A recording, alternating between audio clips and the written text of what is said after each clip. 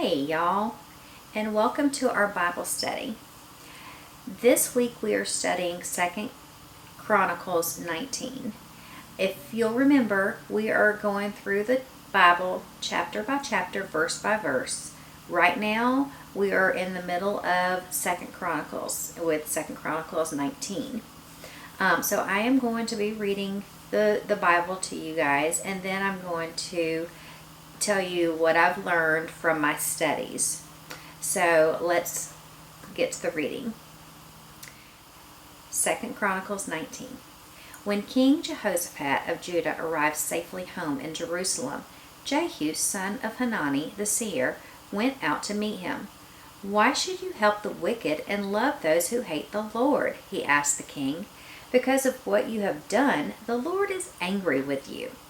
Even so, there is some good in you, for you have removed the Asherah poles throughout the land, and you have committed yourself to seeking God."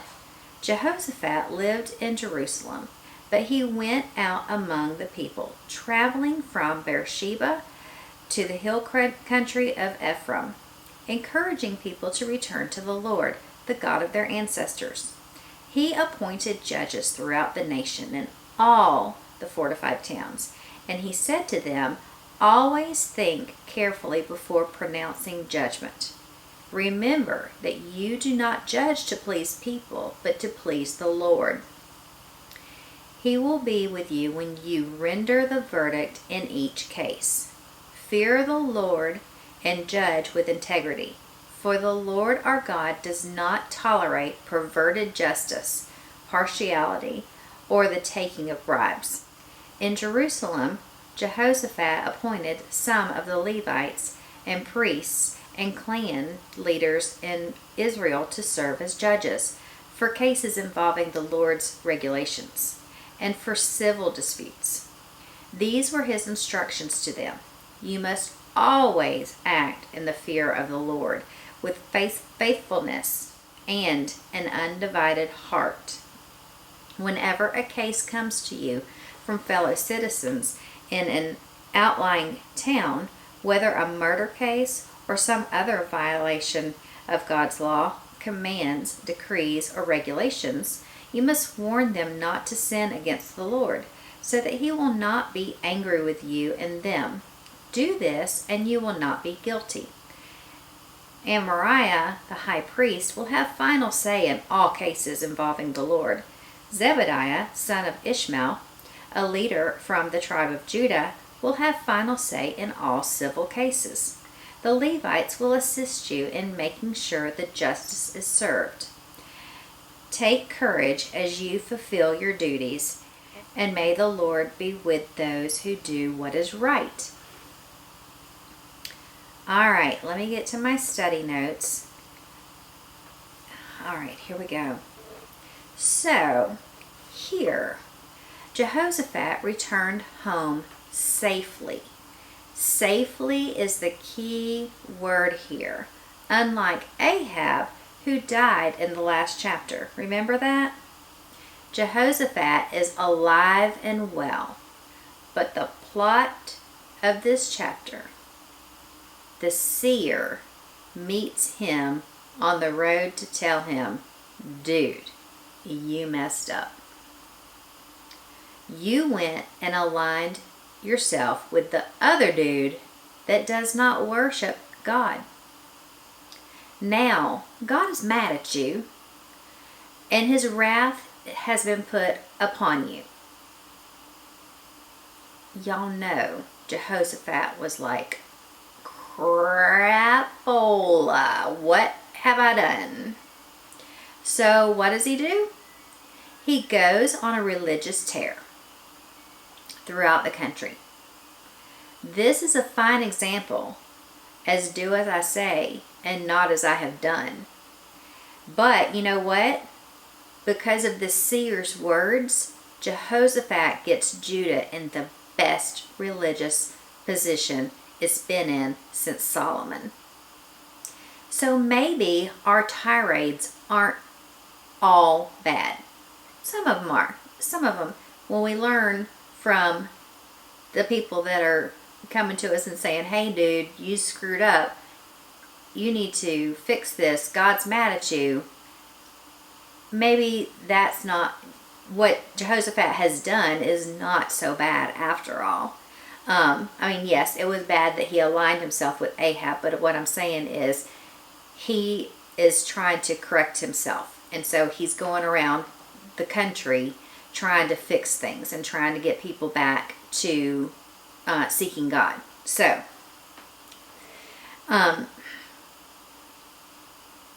to ensure that the people are doing what is right in the eyes of the Lord, not slipping back into idol worship, he sends judges out to make sure they are doing the right thing. This all takes courage from Jehoshaphat. I mean, seriously, he could have been like these other kings and got all, high and mighty, I'm doing everything right, and been like, whatever, dude, I'm going to do me, you do you, Mr. Seer. He didn't do that. He actually it's taking a lot of courage for him to go out and say, I messed up, and we're going to fix this, and we're going to change the country, and we're going to seek God.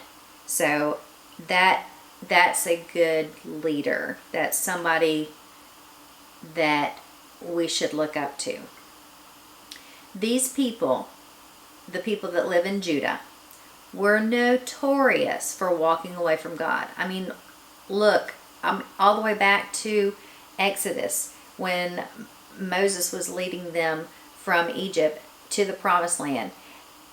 Constantly, they would turn their backs away from God and worship other gods. Even after they see that God, with a big G, is doing all these miracles, giving them food, they still turn their back on God at the blink of an eye. So these people, and these are the offspring of those people. So they are notorious for walking away from God and worshiping idols. But he was expecting the people to have accountability to God, having integrity and honesty. He expected them to be loyal to God. He wanted them to have concern for righteousness, and he wanted them to have courage. What can we learn from this chapter? Well, what we can learn from this chapter is it's never too late to do a 180 and turn your life around. Just because you feel like God is mad at you and his wrath has been put upon you, you can always change your life and change the things that are in your life. Number one, what did Jehoshaphat do in the last chapter whenever he was in trouble? He cried out to God. Then he changed his ways. Same with us. The number one thing that we need to do is when we're in the midst of something terrible, cry out to God. Or when you realize that you have totally messed up and you need to get it straight with God, cry out to God. We have a gracious God. So then what you need to do is you need to change your ways. Just completely do a 180. Have those characteristics in your life. The ones that Jehoshaphat was talking about. Accountability, integrity, honesty, loyalty, concern for righteousness, and courage.